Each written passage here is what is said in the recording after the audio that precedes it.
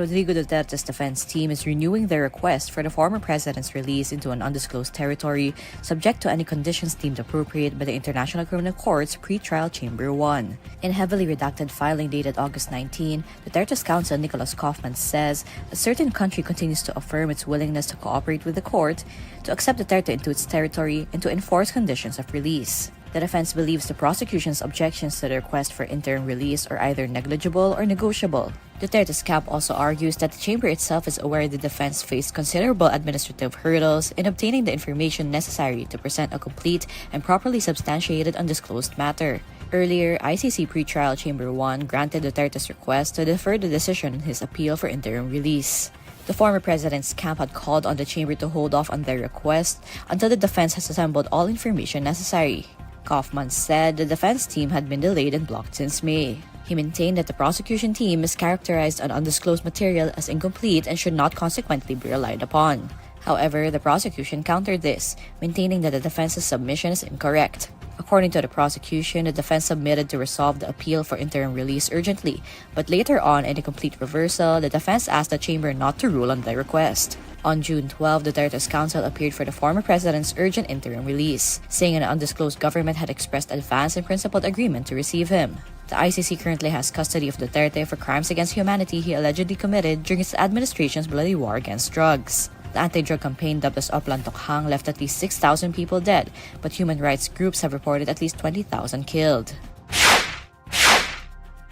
Vice President Sara Duterte questions whether she was truly a failure as Education Secretary when President Bongbong Marcos himself supposedly asked her to reconsider her resignation. Palace Press Officer Claire Castro earlier said Duterte's tenure as head of the Department of Education was a complete failure. Castro was responding to the Vice President's remark that Philippine education is stuck at the paper and pencil level compared to nations with modernized education systems.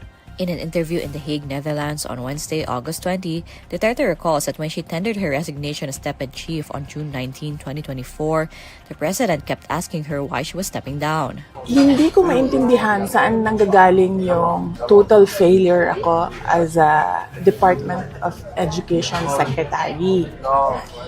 Kasi iba yung actions ni BBM noong ako ay nag-tender ng resignation. Duterte says she told Marcos she didn't want to specify why she was resigning. Sabi ko sa kanya, ayaw ko na pag-usapan kung bakit ako mag-resign. Para sa akin ba, kailangan pa ba itanong yun? Hindi mo ba nakikita kung ano yung ginagawa ninyo sa akin? O parang hindi naman ako masokista na aatakihin ninyo ako nang aatakihin habang nagtatrabaho ako para sa inyo. According to the Vice President, Marcos even asked if she wanted another position in his administration. She also claims that Marcos sought her help in the 2025 midterm elections.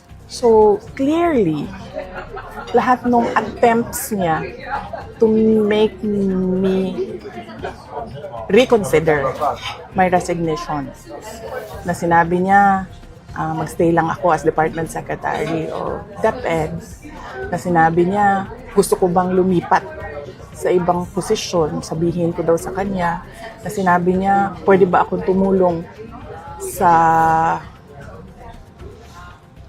midterm elections ng 2025. So, hindi iyon actions ng taong tumitingin as failure ako. Action yon ng taong tumitingin na kailangan niya yung trabaho ko. Marcos and Duterte ran together under the Uniteam slate in the 2022 elections. However, the two leaders have been locked in a political feud since early 2024. Duterte served as Education Secretary from June 2022 to June 2024. Without specifying a reason, Duterte resigned as DepEd chief, saying it was out of genuine concern for teachers and the Filipino youth.